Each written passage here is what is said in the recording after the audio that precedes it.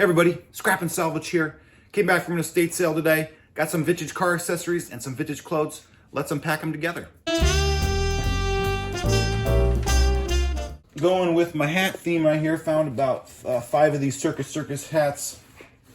Probably from the 80s. Snapbacks. Kind of cool hats do sell. Fun color. Found this little novelty, new in the package. Stay Young with the birthday voodoo doll.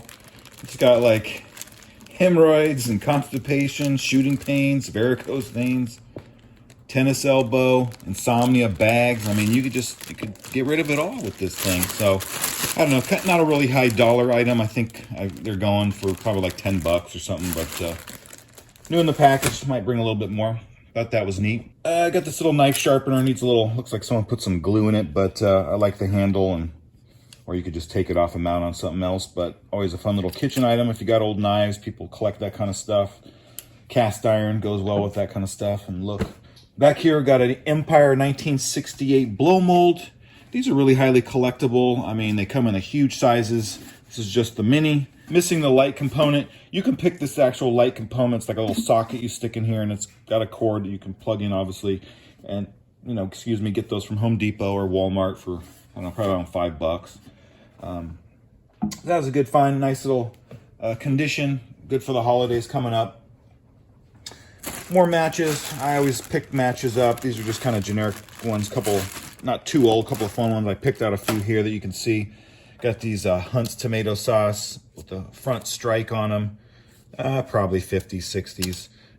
One of the cooler ones, these things go better with Coke with the front strike, but this is for the World's Fair in New York. I should have looked when that was. Most front strike matches mean they're earlier matches because they changed it to the back at some point. However, there are some earlier ones that do have the back scratch too. If you have kids around, maybe want to cover their eyes for these. These are a little more risque, I should say. When I was a year old, and then you open it up, and there's that little doo-doo-doo. Kind of funny there, little fun little novelty match. And here's another one. Yep. Anyway, a couple of lighters. This is an advertising lighter. The estate that I was at, her dad worked for this place. Delivery, Desmond mail, pickup, U.S. mail. Needs a new flint. I'm not even sure if it will work. Right. Oh, it's butane?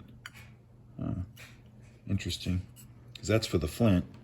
Anyway, be for another time. This is made by Cadet. There is some value to these. Not sure if this had like a little sleeve of advertisement or not, but this thing's pretty good there. So, nice, cool lighter finds. This is the one piece my dad actually gave me this. Thought it was kind of cool. This is like an aluminum anvil. Someone made this kind of like a trophy for probably someone at work or something. R.M. Clark, if Hudson, what does it say? HC. To the best raw stock inspector. So, kind of a little work office trophy. Someone made, kind of cool. This pen, Jigmaster number 500. Probably saltwater reel, possibly Bakelite handle. A fun find. Every once in a while, I do like bamboo rods. I don't buy a ton of fishing. It doesn't always sell for me. The guys who buy at the swap meet, it seems to me, come less and less who are interested in that, but times change. This is kind of cool. This is a little Japanese fisherman's knife. But what's cool about it, it's like it has this little, for dishonest fishermen, these illegal inches. And then you turn it over and it's got, for the honest fisherman, legal inches. So, but kind of cool. It's like, yeah, little fun little knife.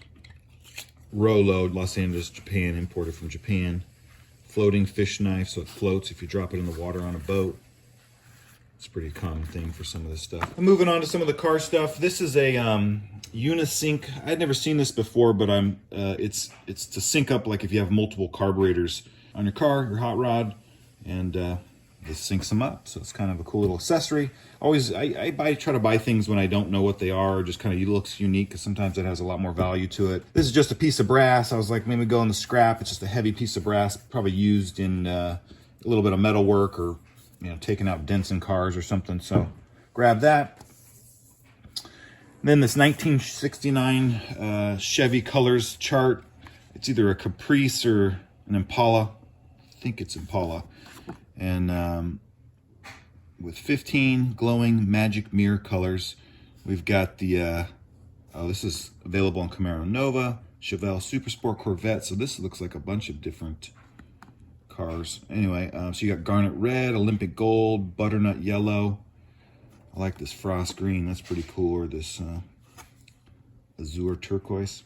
Anyway, you know, guys that are looking to restore their cars of this make era, it's good to have this to kind of give them the paint numbers and whatnot.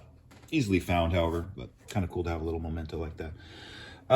This is a little, I think it's a column shifter for a manual column shifter. Not sure the make and model of the car, but someone may be looking for that piece. This looks like a shift knob or possibly a doorknob, but this was found with a bunch of car parts. Kind of a rough little shape with some paint on it, but just threw that in the box. Fun little glass. I think this is like a license plate topper, but fun little glass one. The glass dates this era, probably, you know, 40s. And then found this pair of 40s Dodge. I'm assuming that's the real, what they're for, 40s Dodge by this old sticker price. Tail light lenses are in glass, so definitely ages them. To the right guy, you know, that's looking for this is going to want that. Probably in the range, probably like a $40 find. That's pretty good. And here we have a Volkswagen rear view mirror. This is from 58 to 64. I want to say Beetle. Same thing. Guy looking for that for his car restoration. Good piece to have. I found this little Ford, probably Model A wrench from the 20s, 30s. Probably went with a set to, you know, a little car set. But kind of a cool, neat little thing. And then found this. I've never found this before. This Stop. It's Fog King, I want to say. Let's see. Yeah, Fog King light. They always made these with fog lights in them. You probably just change out the lens, but this is a stop lens for a bus. Yeah, just thought of a fun find there. And then moving on here, we have a couple taillight lenses. Look new old stock, probably, you know, repop, but older reproduction.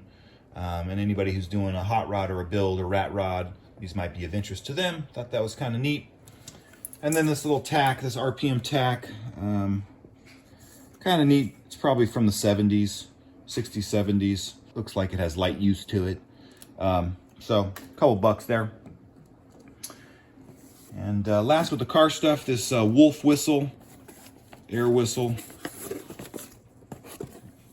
Not sure how you would mount this in a car with air, but I'm assuming in the engine compartment somewhere. But somehow make some kind of Wolf whistle. Tried to do it on an air compressor, didn't quite have enough air to do that, but yeah, hopefully it does work, or someone knows how to fix it. This is a Don Drysdale souvenir bat. He played in the 50s and 60s. I'm assuming this is from that era.